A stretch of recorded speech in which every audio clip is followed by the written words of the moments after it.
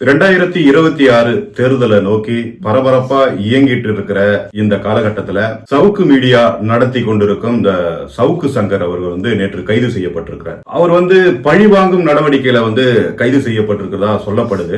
ஜெயிலுக்கு போறதுக்கு முன்னாடி ஒரு வீடியோ பதிவு பண்ணிட்டு போயிருக்காரு. நான் 3 மாசமாகும் 6 மாசமாகும் தேர்தல் நேரத்துல இருக்க முடியாது. திமுக அரசு என்னை திட்டமிட்டு பழிவாங்கும் நடவடிக்கையில என்ன சிறைப்படுத்துறாங்க. என் மேல 26 எஃப்ஐஆர் கிட்ட போடப்பட்டிருக்கு. இது பொய்யா புனையப்பட்ட வழக்குல தான் என்ன கைது செஞ்சிருக்காங்க அப்படின்லாம் அவர் சொல்லியிருக்காரு. அதை பத்தி புலனாய்வு ஆசிரியர் திரு முகமது ரிஷி அவர்கள்கிட்ட என்ன நடந்தது ஏதுங்கிறத நம்ம கேட்டு தெரிஞ்சுக்குவோம். சார் வணக்கம். வணக்கம். இப்ப அந்த சவுக்கு சங்கர் நேற்று கைது செய்யப்பட்டிருப்பார், பார்த்திருப்பீங்க. அது என்ன நடந்தது சார்? என்ன விஷயம்? அவரு திரு சவுக்கு சங்கர் சொன்ன கூற்றுப்படி நம்ம பார்க்கணும்னா, ஏதோ ஒருத்தர் ஒரு புருஷோத்தமன் அப்படிங்கிற ஒரு திரைப்பட தயாரிப்பாளர், அவர் கமிஷனர் அருணுடைய பினாமி. அவர் என்கிட்ட என்னை பத்தி தப்பா நீங்க வீடியோ போட்டிருக்கீங்க, அந்த வீடியோவை எடுங்க அப்படின்னு சொல்லிட்டு தன்னுடைய அலுவலகத்தில் கேட்டதாகவும், நான் அதாவது சவுக்கு சங்கர் 10 லட்ச ரூபா கொடுங்க, அப்பதான் நான் அந்த வீடியோ எடுப்பேன் அப்படின்னு சொன்னதாகவும், அதன் பிறகு அவர்கிட்ட இருந்து 2 லட்சம் ரூபாய் நான் பறிச்சுக்கினேன் அப்படின்னதாகவும் எஃப்ஐஆர் போட்டிருக்காங்க. எஃப்ஐஆர் போட்டுட்டு எனக்கு சம்மனம் அமைச்சிருக்காங்க. அவருக்கு சம்மனம் அமைச்சிருக்காங்க. அந்த சம்மனுக்கு அவர் பதில் அமைச்சிட்டார். அந்த வீடியோல அவர் சொல்றாரு, அது எல்லாமே பதில் அமைச்சிட்டார். பதில் அமைச்சிட்டு மறுபடியும் ஒரு நாள் வராங்க, அரெஸ்ட் பண்ண வராங்க. இதுதான் இப்ப இருக்கிற நிலைமை. சோ இப்படி வரும்பொழுது சவுக்கு சங்கர் இதுக்கான சம்பந்தமே இல்ல, பொய் கேஸுங்க, இது வேணும்னே என் மேல புனையப்பட்ட கேஸ் வழக்கு அப்படின்னு சொல்றாரு. சரி, நான் என்னுடைய கூற்று என்னன்னா, ஒருத்தர் சவுக்கு சங்கர் கிட்ட வர புருஷோத்தமன் வரும்போது 2 லட்சம் ரூபாய் 800 வரா, வரும்போது 2 லட்சம் ரூபாய் 800 தான் பேசியிருப்பாரா, அதை இவர் பிடிக்கிட்டாரா? இதுவே முகாந்திரம் இல்லாம இருக்கு, பிரமே பேசி இல்லாம இருக்கு. அதே நேரத்துல ஒரு வழக்கு சம்மன் கொடுக்கறாங்க, பதில் கொடுக்கறாரு. அதன் பிறகு இன்னொரு சம்மன் கொடுக்கறாங்க, சம்மன் கொடுக்கல, அரெஸ்ட் பண்ணவே வராங்க. நீங்க எல்லாத்துக்குமே ஒரு 3 வாய்ப்பு இருக்கு. ஒருத்தன் நீச்சல் தெரியாதவன் கிணத்துல விழுந்துட்டான்னா கூட அந்த தண்ணி அவனுக்கு 3 முறை வாய்ப்பு கொடுக்குது. அதன் பிறகுதான் அவனை உள்ள தாழ்த்துது. சோ அப்படி இருக்கும்போது எல்லாருக்குமே ஒரு 3 முறை ஒரு வாய்ப்பு இருக்கு. அப்படி வரும்போது 2வது முறை நீங்க சம்மன் கொடுக்கும்போது அவர் வரல அப்படின்னா வீட்டுல ஒட்டிட்டு கூட போயிடலாம். ஒட்டிட்டு அக்கம்பக்கத்துல கையெழுத்து வாங்கி போயிடலாம். அதன் பிறகு வேணா சட்ட ரீதியாவே அவங்க உள்ள இருக்கிறாங்கன்னு தெரிஞ்சுக்கிட்டு அவர் உள்ள இருக்கிறாருன்றது காவல்துறைக்கு தெரிஞ்சுட்டு அவங்க எப்படி அதை பண்ணிட்டு போக முடியும்? உள்ள இருக்கிறாங்க அப்படின்னு தெரிஞ்சுட்டு, ஆமா அவர் வரல, ரெஸ்பான்ஸ் பண்ணல, சரி ஒட்டுடா கதவுல ஒட்டிட்டு போ அப்படின்னு ஒட்டிட்டு 2 பேர்கிட்ட கையெழுத்து வாங்கி போயிடலாம். அதனால வீட்டை இடிக்கணும், இடிச்சு உடைச்சு கூப்பிட்டு வீட்டு கதவுல அது நீதிமன்ற ஆணையோட வந்தாங்களா, அவங்களே பிரத்யேகமா அவங்களே தன்னிச்சையா வந்தாங்களான்னு தெரியல. இவர் வக்கீலுக்காக வெயிட் பண்ணிட்டு இருக்கிறாரு. வக்கீல் வர்ற வரைக்கும் நம்ம கதவு திறக்க கூடாது அப்படின்னு தான் பண்ணிட்டு இருக்கிறாரு. அப்புறம் காவல்துறையும் பேசுறாங்க, அந்த வக்கீல்கிட்டையும் பேசுறாங்க. ஆமா, பேசி இந்த மாதிரி அவர் பண்ணிட்டு இருக்காரு, அரெஸ்ட் தான் பண்ணணும் அப்படிங்கிற மாதிரி எல்லாம் சொல்றாங்க. அந்த வீடியோ எல்லாம் சோசியல் மீடியாவில பயங்கரமா வைரல் ஆயிட்டு. அப்படி இருக்கிற சூழ்நிலையில இப்ப காவல்துறை செஞ்சது நீங்க எப்படி பாக்குறீங்க? இல்ல, அதுதான் மறுபடியும் அதான் நான் சொல்ல வரேன். இப்ப இப்படி ஒரு பலவந்தப்படுத்தி சவுக்கு சங்கரை கைது பண்ணணும் ஒரு அவசியம் இல்ல. ஏற்கனவே அவர் மீது கிட்டத்தட்ட ஒரு 25 வழக்குக்கு மேல் பதியப்பட்டிருக்கிறது. அதே நேரத்துல சமீபத்துல ரொம்ப நாள் ஆச்சு, உச்ச நீதிமன்றத்துல என்ன சொல்லியிருக்காங்க அப்படின்னா, 7 வருடத்துக்கு உட்பட்ட பிரிவுகளில் நீங்க வழக்கு பதிவு பண்ணா அவரை கைது பண்ண வேண்டிய அவசியம் இல்லை, ரிமாண்ட் பண்ண வேண்டிய அவசியம் இல்லை அப்படின்னு தெளிவா சொல்லியிருக்காங்க.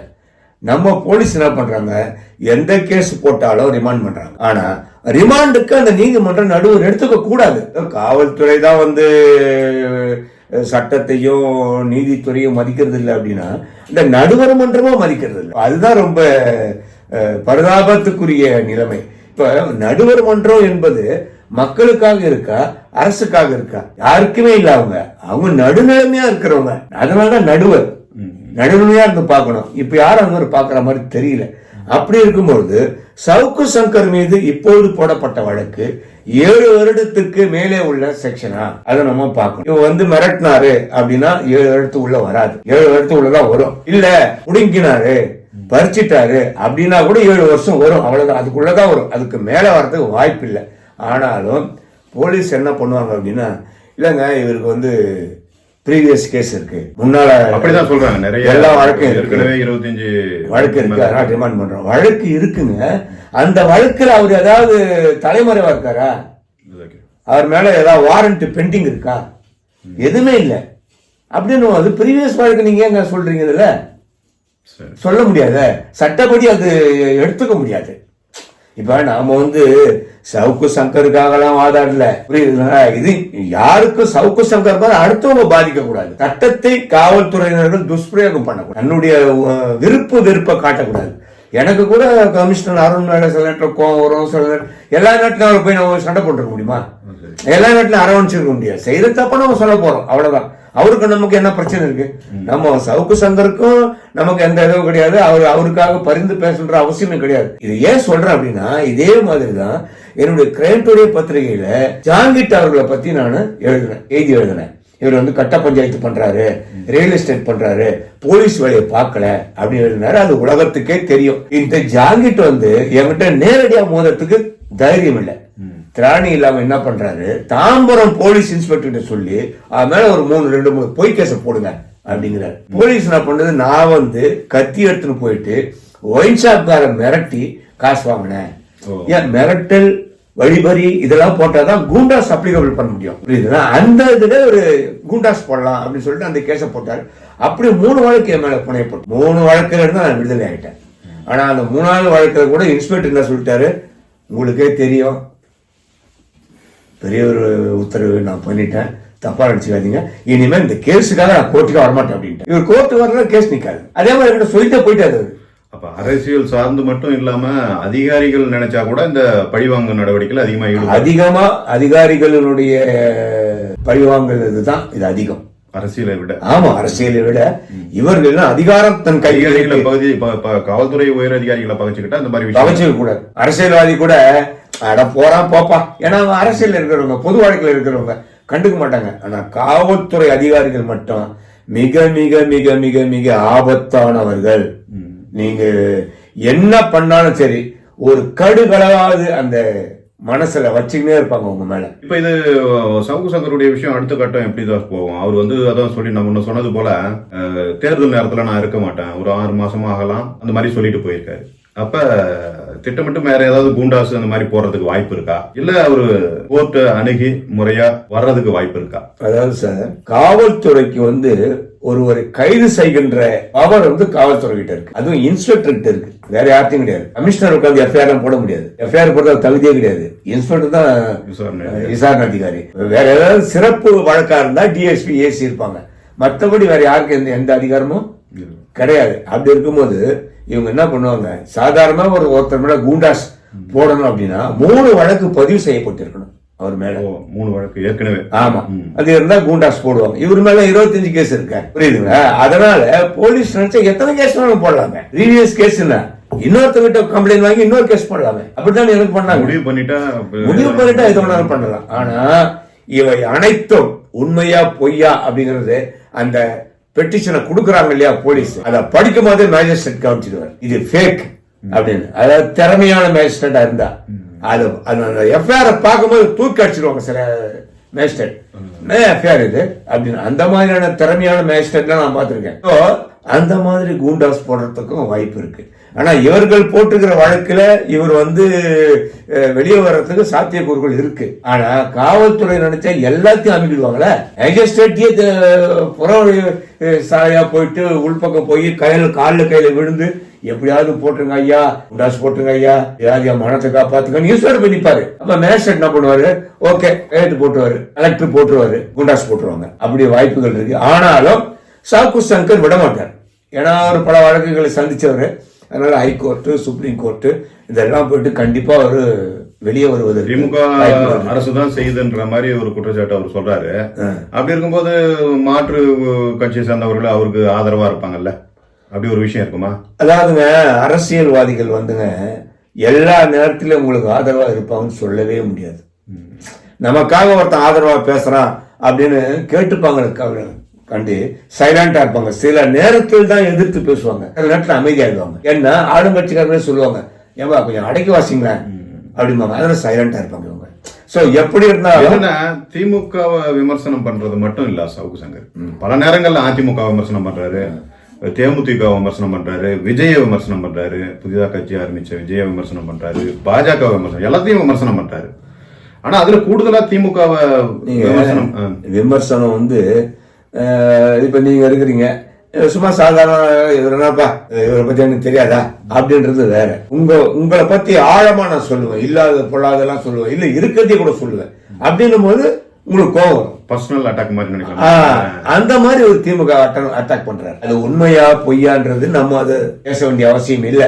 இருந்தாலும் அது பாதிக்கல. நம்ம ஆளுங்கட்சியில இருக்கிறோம், நம்மள வந்து இந்த அளவுக்கு பேசுறோம், நம்ம விடலாமா? இவ்வளவு சக்தி நம்ம கையில இருக்கு அப்படிங்கிற ஒரு எண்ணம் வரும்.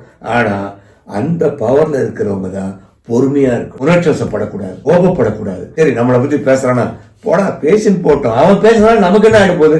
மக்கள் ஓட்டு போடுறாங்க, நம்ம பதவியில இருக்கிறோம், இவனால நமக்கு என்ன ஆக போகுது அப்படின்னு நினைச்சிட்டாங்கன்னா எல்லாமே சாதாரணங்க. அதே நேரத்துல இன்னொன்னு சொல்றேன், போலீஸ் வந்து சாதாரணமாவே யார் மேலேயும் அனாவசியமா கேஸ் போட மாட்டாங்க. ஏதாவது ஒரு சிலுமிசம் பண்ணாதான் போடுவாங்க. இல்லன்னா அவங்களுக்கு ஏதாவது அழுத்தம் இருக்கும், இல்லன்னா போலீஸுக்கு கம்மன் இருப்பாங்க, அவங்க சைலண்டா இருப்பாங்க. அதே நேரத்துல சவுக்கு சங்கர் வந்து ரொம்ப நேர்மையானவர், ரொம்ப ஆனஸ்ட் மேன் அப்படிலாம் நான் சொல்ல தயாரா இல்லை. இந்த நேரத்துல அவர் மேல குற்றச்சாட்டு வைக்க தயாரா இல்லை. ஆனா அவர் மீது ஏகப்பட்ட மாற்று கருத்துக்கள், விமர்சனங்கள் இருக்கு.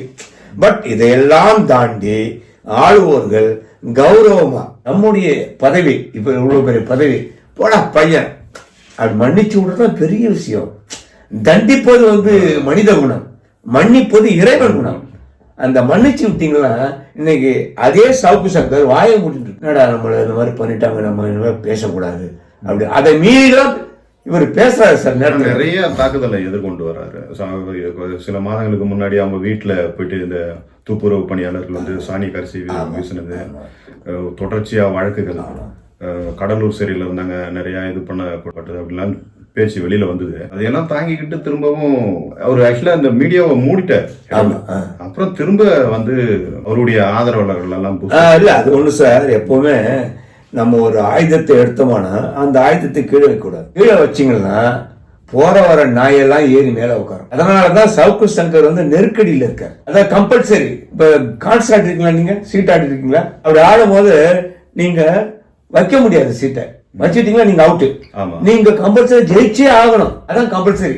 அந்த பொசிஷன்ல இருக்காரு சவுக்கு சங்கர். எல்லா நிலைமையிலும் சவுக்கு சங்கர் வெற்றியே அடையணும், தோல்வி அடைய முடியாது. தோல்வி அடைஞ்சா உள்ள போயிடுவார். அப்படி ஒரு நெருக்கடியில அவர் வாழ்ந்துட்டு இருக்காரு. நல்லது சார், சவுக்கு சங்கர் கைது செய்யப்பட்ட விஷயத்தை பத்தி நிறைய தகவல்களை பகிர்ந்துகிட்டீங்க. மீண்டும் நாம் இன்னொரு நிகழ்வில் சந்திப்போம். நன்றி, வணக்கம். வணக்கம்.